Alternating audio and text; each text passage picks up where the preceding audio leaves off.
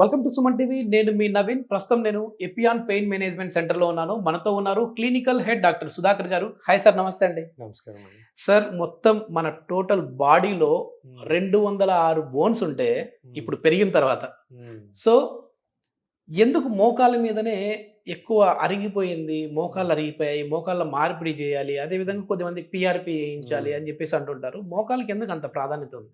మనము నీ జాయింట్స్ అంతా వెయిట్ బేరింగ్ జాయింట్స్. మన బా బాడీ వెయిట్ అంతా నీ జాయింట్స్ మీదే వస్తుంది. మీ బాడీ వెయిట్ మీ నీ జాయింట్స్ మీద వస్తుంది. నా బాడీ వెయిట్ నా నీ జాయింట్స్ మీద వస్తుంది.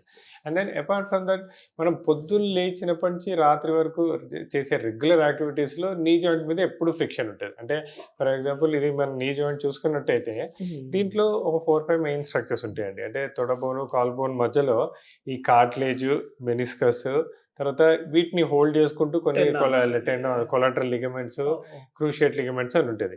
సో పొద్దున్న లేచినప్పటి నుంచి రాత్రి వరకు ఈ మోకాలు ప్రతి చిన్న మూమెంట్, అంటే మనం బాత్రూమ్కి వెళ్తాము, కూర్చుంటాము, లేస్తాము, నడుస్తాము, వాకింగ్ చేస్తాము, మెట్లు ఎక్కుతాము, దిగుతాము. సో ఫర్ ఎవ్రీ మూమెంట్ దీంట్లో ఫ్రిక్షన్ ఉంటుంది. ఆ ఫ్రిక్షన్ వల్ల ఏంటంటే ఈ కార్టిలేజ్ అనేది ఒక వయసు వచ్చాక 35, 40 తర్వాత స్లోగా అరగడం మొదలు పెడుతుంది. కానీ అది ఒకటే రీజన్ కాదండి. మనము స్పోర్ట్స్ పర్సన్‌లో అంటే ఎవరైతే ఈ నీ జాయింట్‌ని బాగా ఎక్కువ యూజ్ చేస్తారో, అంటే జంపింగ్ చేయటం గానీ, స్కిప్పింగ్ చేయటం గానీ, ఆర్ పరిగెత్తడం గానీ, అలాంటి యాక్టివిటీస్ నీ జాయింట్ మీద స్ట్రెయిన్ పడే యాక్టివిటీస్ ఎవరు ఎక్కువ చేసినా వాళ్ళలో కూడా ఈ కార్టిలేజ్ అనేది కొద్దిగా బాగా దెబ్బతింటుంది. అందుకే మనము ఉన్న జాయింట్స్ అన్నిట్లో కల్లా most important joint knee joint. ఆ నీ జాయింట్ పెయిన్సే మనం చాలా కామన్‌గా చూస్తుంటాం. ఓకే. చిన్న ఏజ్‌లో most of the time it is sports related injuries. అంటే జంపర్స్ నీ అంటాము. అంటే అలవాటు లేకుండా సడన్‌లో ఎక్కువ దూరం పరిగెత్తినా, అలవాటు లేకుండా సడన్‌లో గేమ్స్ ఆడినా ఈ ఈ జాయింట్ మీద స్ట్రెయిన్ పడి నొప్పి రావడం మొదలుపెడుతుంది. ఓకే. ఒకప్పుడు మామూలుగా 60+ చూసేవాళ్ళం సార్. ఎందుకంటే నిజానికి చెప్పాలంటే మా ఫాదర్‌కి నీ పెయిన్స్ లేవు అసలు. అంటే ఆయన 60+గా ఉన్నారు. తర్వాత మా అబ్బగారు, అంటే మా నాన్న వాళ్ళ నాన్న, ఆయన వచ్చేసేసి నాకు గుర్తున్నంత వరకు 88 ఇయర్స్. అప్పుడు కూడా మోకాళ్ళ నొప్పులు లేవు. కానీ ఇప్పుడు చిన్న ఏజ్‌లోనే వస్తా ఉన్నాయి. మెయిన్ ఏమంటారు దీని? సో ఇది మెయిన్ ఏంటంటే, ఒకటేంటంటే మన ఫుడ్ హ్యాబిట్స్, డైటరీ హ్యాబిట్స్. ఒకటేంటంటే జంక్ ఫుడ్ అలవాటు ఎక్కువ అవ్వడము. దాంతోటి వెయిట్ అనేది ఒబేసిటీ అనేది చాలా కామన్ అయిపోయింది.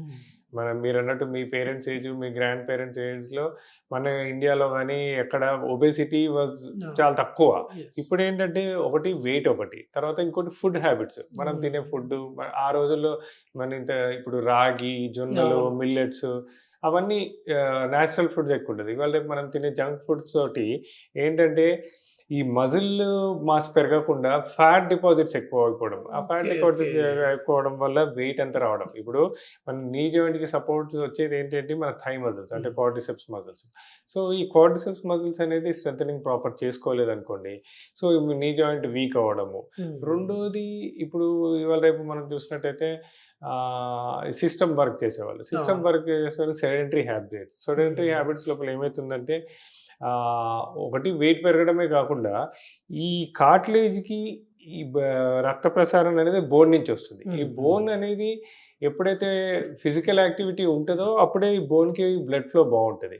ఫిజికల్ ఇన్‌యాక్టివిటీ వల్ల, అంటే మనము ఎక్కువసేపు కూర్చొని పని చేయడం వల్ల, ఫిజికల్ ఇన్‌యాక్టివిటీ వల్ల బోన్‌కి బ్లడ్ సప్లై తగ్గడము, ఆ బోన్ నుంచి కార్టిలేజ్‌కి బ్లడ్ సప్లై తగ్గడము, ఇవన్నిటి రీజన్స్ వల్ల ఇవాళ రేపు మనం 35, 40, 45కే నీ జాయింట్ పెయిన్స్ రావడము, కార్టిలేజ్ అరిగిపోవడము. ఈ కార్టిలేజ్ అరిగిపోవడం వల్ల వాళ్ళకి మల్టిపుల్ ఇష్యూస్ రావడము.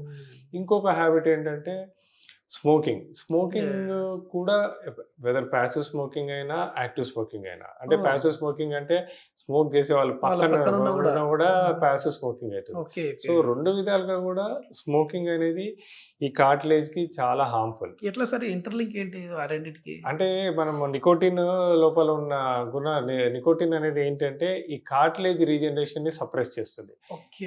ప్రతి సెల్‌ని డ్యామేజ్ చేసుకుంటూ పోతది ఆ నికోటిన్. దాంతోటి ఏమైతదంటే కార్టిలేజ్ రీజనరేట్ అవ్వదు. కార్టిలేజ్ ఎప్పుడైతే రీజనరేట్ అవ్వదో ఆ చుట్టుపక్కల సైనోవియల్ ఫ్లూయిడ్ తగ్గి ఫ్రిక్షన్ ఎక్కువ పెరుగుతా ఉంటది. ఇంతకుముందు 60 ఏళ్ల తర్వాత రీజనరేషన్ ఆగిపోయేది బికాస్ ఆఫ్ స్మోకింగ్ హ్యాబిట్స్ ఉన్న వాళ్ళకి, ఆర్ ప్యాసివ్ స్మోకింగ్ వల్ల, ఆర్ యాక్టివ్ స్మోకింగ్ వల్ల 35, 40 ఇయర్స్‌కే కార్టిలేజ్ డీజనరేషన్. ఆ కార్టిలేజ్ డీజనరేషన్ వల్ల సైనోవియల్ ఫ్లూయిడ్ తగ్గి ఫ్రిక్షన్స్ రావడము, ఇవన్నీ మల్టిపుల్ ఇష్యూస్ వస్తూ ఉంటాయి. యెస్. యెస్. ఈ మోకాళ్ళ నొప్పులు ఎక్కువగా డయాబెటిక్ వాళ్ళలో చూస్తా ఉంటాం కదా సార్. ఎందుకు వాళ్ళకి ఎక్కువ అటాక్ అవుతా సో ఉంటది? డయాబెటీస్ లోపల ఏంటంటే ప్రతి సెల్ ఎఫెక్ట్ అవుతుంది బాడీ లోపల. సో ఇలా అగైన్ సేమ్ ఏమైతుందంటే బికాస్ షుగర్స్ ప్రాపర్గా కంట్రోల్లో లేకున్నప్పుడు 3 months యావరేజ్ జనరల్గా చెక్ చేస్తుంటాం ఆ! హెచ్బిఏవన్సీ.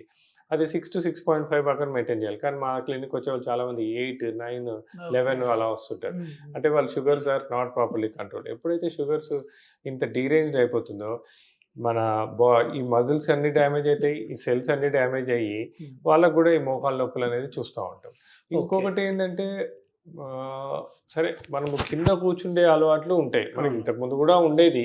కానీ అప్పుడు వాళ్ళకి డైట్ అనేది బాగుంటుంది. కానీ ఇప్పుడు మనం ఫుడ్ తినే మన ఫుడ్ హ్యాబిట్స్ వల్ల వీటి వల్ల మజిల్ మాస్ తక్కువ ఉన్నప్పుడు ఈ కింద కూర్చోవడము, ఇండియన్ టాయిలెట్స్ యూజ్ చేయడము, హ్మ్. ఇవన్నీ కూడా నీ జాయింట్ మీద చాలా ఎక్కువ స్ట్రెయిన్ పడి నీ జాయింట్ అనేది డ్యామేజ్ అయిపోతూ ఉంటుంది. ఓకే. మెయిన్ మూవ్‌మెంట్ గూడా లేకపోవడం అదొక కారణం ఎస్. అనుకోవచ్చా sir? Physical physical activity. Inactivity is the biggest అంటే next to smoking physical inactivity అంటారు. ఓకే. అంటే అసలు ఎక్కువ నడవకుండా సెడెంటరీ లైఫ్ స్టైల్స్ ఉన్న వాళ్ళందరిలో కూడా ఈ ప్రాబ్లమ్స్ చూస్తుంటాం. యెస్. యెస్. ఒకప్పుడు ఏదైనా కావాలంటే అట్లా బయటికెళ్ళి ఆ! తెచ్చుకునేవాళ్ళు. ఇప్పుడంతా ఆన్‌లైన్‌లోనే ఆన్‌లైన్ ఆర్డర్‌లు అయిపోయింది. పెట్టేసేస్తా ఉన్నారు. మనం ఆన్‌లైన్ ఫుడ్ యాప్స్ వచ్చినాయి. యెస్. స్విగ్గీ యెస్. వచ్చేసింది. అన్నీ వచ్చింది. ఆ! So everything తెచ్చేసుకుంటున్నాం.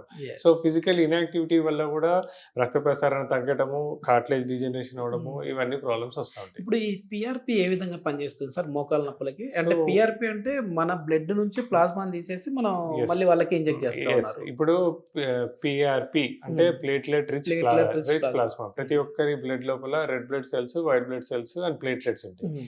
ఈ ప్లేట్‌లెట్స్‌లో ఆల్ఫా గ్రాన్యూల్స్‌లో గ్రోత్ ఫ్యాక్టర్స్ ఉంటాయి. హ్మ్. సో ఎక్కడైనా టిష్యూ డ్యామేజ్ అయినా, ఎక్కడైనా టిష్యూ డీజనరేట్ అయినా, ఆ ఏరియా లోపల ఈ గ్రోత్ ఫ్యాక్టర్స్ డిపాజిట్ చేస్తే ఆ డ్యామేజ్ అయిన టిష్యూ రీజనరేట్ అవుతుంది. సో ఈ ఓహ్! కాన్సెప్ట్ తోటి మనం ప్లేట్‌లెట్ రిచ్ ప్లాస్మా అంటే పేషెంట్ ఓన్ బ్లడ్ తీసుకొని దాన్ని సెంట్రిఫ్యూజ్ చేసి red blood cells, white blood cells తీసేస్తే ఓన్లీ ప్లేట్‌లెట్ రిచ్ ప్లాస్మా ఉంటుంది.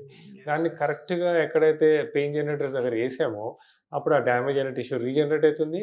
అండ్ దెన్ దాన్ని స్ట్రెంథెన్ చేసుకొని హ్యాపీగా దీర్ఘకాలిక ఓకే. నొప్పుల నుంచి ఉపశమనం మళ్ళీ పొందొచ్చు. ఈ పీఆర్పీ అయిన తర్వాత కూడా మళ్ళీ వాళ్ళ లైఫ్ స్టైల్‌లో చేంజెస్ రాకపోతే మళ్ళీ ఇబ్బంది పడతారు. మళ్ళీ ఇబ్బంది పడతారు. ఓకే. సో పీఆర్‌పీ చేయటం ఒక ఎత్తు, చేశాక ఆ! వాళ్ళ లైఫ్ స్టైల్స్ కూడా మార్చుకోవాలి. And yes. Then yes. అందరము ప్రతి ఒక్కళ్ళము ఒక 35, 40 ఏళ్ల తర్వాత మన లైఫ్ స్టైల్ మార్చుకొని, మన ఫుడ్ హ్యాబిట్స్ మార్చుకొని, లైఫ్ స్టైల్ మార్చుకొని, ఈ డ్యామేజ్ అయిన టిష్యూని రీజనరేట్ చేసుకున్నట్టయితే చాలా ఎక్కువ కాలం హ్యాపీగా ఉండొచ్చు మనం. యెస్. యెస్. చాలా మంచి ఇన్ఫర్మేషన్ సార్. అసలు అందరూ గూడా మోకాళ్ళ నొప్పులు వచ్చిన తర్వాత ఎట్లాంటి ఇబ్బందులు పడతా ఉంటారనేది చెప్తా హ్మ్. ఉంటారు. కానీ అసలు మోకాళ్ళ నొప్పులు రాకుండా ఉండాలంటే ఎట్లాంటి జాగ్రత్తలు తీసుకోవాలని చెప్పారు. అదేవిధంగా వచ్చిన తర్వాత కూడా సర్జరీ వరకు వెళ్ళకుండా పీఆర్పీతోనే దీన్ని ట్రీట్ చేసుకోవచ్చు అనేసి కూడా చెప్పారు. థాంక్ యూ అండి. Thank you.